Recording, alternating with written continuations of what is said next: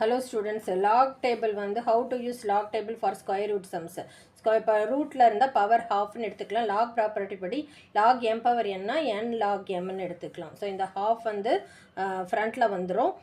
இப்போ எல்லாத்துக்குமே இதெல்லாம் மல்டிப்ளிகேஷனாக லாக் எடுக்கிறப்போ ப்ளஸ் ஆகிடும். ஸோ லாக் டூவோட வேல்யூ 0. இப்போ 2னா 0 எடுத்துக்கணும்.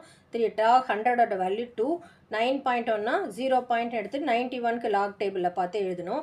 அதேமாதிரி 1.6னா பாயிண்ட்க்கு பிஃபோர் ஒரு டிஜிட்னால 0 எடுத்துகிட்டு 16க்கு லாக் டேபிள் எடுத்து பார்க்கணும். இதுவும் 16 2 டிஜிட்னால 1 எடுத்துகிட்டு 16க்கு லாக் டேபிள் பார்த்து எழுதணும். ஸோ இதெல்லாம் வந்து நியூமரேட்டரில் இருக்கிற நம்பர்ஸ்லாம் ஆட் பண்ணணும். டினாமினேட்டரில் 1.6 இதெல்லாம் இருக்கிறனால டிவைட் பண்ணணும்.